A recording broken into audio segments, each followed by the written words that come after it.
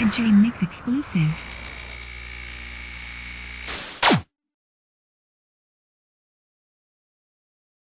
I've seen your film. Okay. I, Okay. I must say it's a pretty stunning story. What do you want people to take away from Thank it? you. I appreciate that, man. First of all, I'll give you a little quick background, a little history of what led up to me actually making this documentary. Actually, my producer, Jonathan from Canada, Jonathan Youssef, he approached me years ago about doing a documentary about my life, and I was kind of hesitant, at that particular time. I didn't know if I wanted to move forward with it or not. But he kept telling me he think it would be something positive. He was also a person. He was also a fan once. That he used to listen to my music and Tupac, of course. And he said, that it can maybe inspire some people that there is some type of positive way out of that lifestyle that I once was calling to or trying to invite the people to.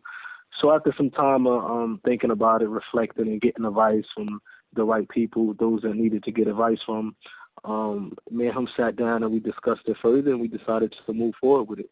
And I'm glad that you think it's a good story, and a good film. Was it hard for you to open up those parts of your life and tell people your story?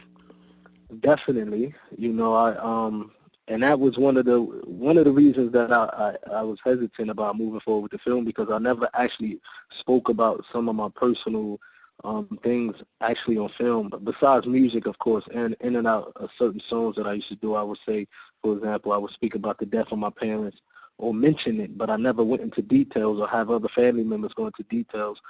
So it was at first I thought it would be something that, it would be difficult for me, but it was almost like therapy for me to finally get it off my chest and actually to speak about it. You know what I mean? Even my brother, for him to come onto the film, and he actually recalled the event, or the night or the day that my parents got murdered and things like that. And he vividly, as a young kid, he still remembers certain things, which I didn't remember, and I never spoke to him about it. So hearing my uncles speaking about certain things that I never spoke to them about, and other family members all come on my documentary and let it all out. And for me to let it all out, man, I felt like it was a therapy session for me, to be honest with you. You speaking of your parents, that's one of the most tragic parts. Do you have any recollection at all of the event, or was it, like you said, was it your family telling you the things that you didn't know that made you recall it, or is this something that you always had a memory of? Yeah, I definitely remember. I definitely remember some parts of it. Of course, I was 3 years old at that time, so it's not like I have a vivid memory of what happened, but I can recall some of the things that happened that day. That and it's funny because I remember, not funny, but it's amazing because I remember it as if it was yesterday. You know what I mean? So some parts of it, of course, I don't remember the full everything that happened that day, but I do remember, for example, when a guy entered the house, he pushed me off his lap. As a youngster, like I said in my documentary, when he pushed me off, I remember getting frightened from that push. That's when we heard the gunshots, and then I don't remember anything after that. Then I kind of remember my mother grabbing me, trying to get us away from what's happening, and that's pretty much it. And I remember after the events being in the home, with the dead bodies, with my mother, with my father, and I remember biting my mother, trying to wake her up as a kid.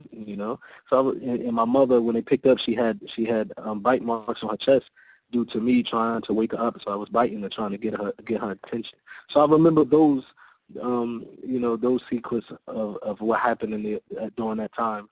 And but like I said, my brother, he spoke on some things more into detail that I was surprised that all these years, me and my brother, that we never discussed what happened, and I never knew that he remembered these things. And even from hearing the gunshots, my brother, me, I can't recall hearing actual gunshots, but my brother, who was a year older than me, my brother Mooney at that particular time, he remembered a lot of it, a lot of things that I can't recall.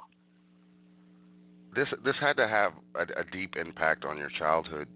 Do you feel that the absence of your parents led you down a certain path? Do you think if they would have been there, it would have been different? Of course, I think now myself as a father, and and I see the way that I try my best to raise my kids to the best of my ability and try to steer them in the right direction. I see that parents definitely make a impact, whether it can be negative or positive. But the parents definitely would have played a stronger role with the upbringing of me and my brothers. I thank God that I had my grandparents from both sides, but I was actually living in the house with the parents of my father, and they pretty much they did the best job, the best of their ability, especially my grandmother, to raise us and give us that good life. But then again, it's nothing like your parents. It's nothing like being able to come home and your accomplishments or things that you worried about. It's nothing like having that parent or mother or father that you can talk to that I see now with my kids, you know what I mean? So of course I believe, everything is from the creator of the heavens and the earth. There's no mistakes on anything that happened in my past. So the death of my parents, I accept everything wholeheartedly 100%. And I understand it's come with the territory of life. People want to know, and I mean this in all due respect, is this a film only for Muslims? No, this film is not only for Muslims. In fact, I have people in the film that are not Muslim. I have family members who are not Muslim as well. I have many people that got interviewed. Some of them were not Muslim. This film is just to let you know pretty much my lifestyle or what I live and the truth behind that lifestyle that many of the people don't get to see, or they don't really get to know about what really happened with us when we was rolling with Pac and with the Outlaws, and then the things that happened after the death of Pac. But of course for me it was Islam, that changed my life. It was me having to read about Islam and happened to, the brother that day that gave me the Quran and gave me literature about Islam. It was him. Of course, it was Islam that actually changed my life. And I believe, unfortunately, in America, we have this negative impact that the people are trying to portray that Islam is a religion of extremism or terrorism or hatred, which is not. And that's one of the things I want the people to get from my film is that Islam actually took me away from living a life of violence, you know what I mean, and anger. I was an angry person, you know what I mean? I never left my house without a loaded gun. You know what I mean? I never left my house without a loaded gun, and it was Islam that made me say, you know what? I don't need this gun. What if I do something? What if I hurt someone? I need to change my life. I need to become a better person. So it was the religion of Islam that changed me into a positive person, alhamdulillah. So you do feel that your religion kind of gets a bad rap here in the States? Of course, and to be honest, we know with the media, it only shows the negative side of Islam, of course. You understand, and unfortunately, we have people that do some of the most evilest things in the name of Islam. You have people that's killing people, and they say this is Islam. You have people that's kidnapping people, blowing up car bombs, suicide, and they say this is Islam. But as a Muslim myself, as a person that's living in the Middle East, that's living in Saudi Arabia, as an individual who converted to the religion of Islam.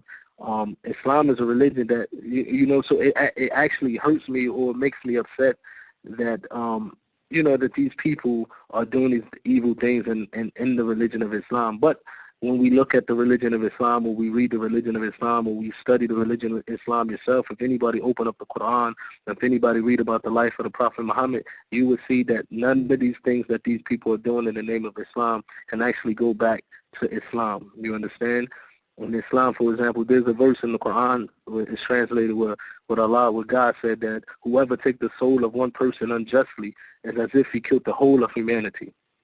So taking the life of a person is a big, major sin in the religion of Islam. So what these people are doing in the name of Islam, I also, whenever we get a chance, I like to clarify that these people actions has nothing to do with Islam.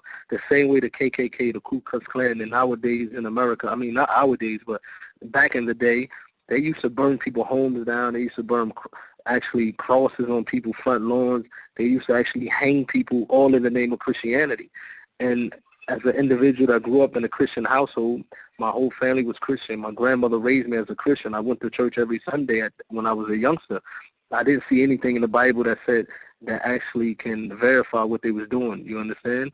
And the same with the religion of Islam. You have fanatics, unfortunately, or people that interpret whatever they want according to their own desires, and they run with it. But if a person take their time and see that, they would notice Islam is far from what these people doing.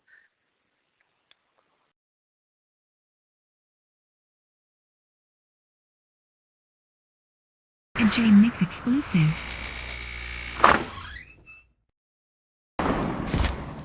Whatever, shut up.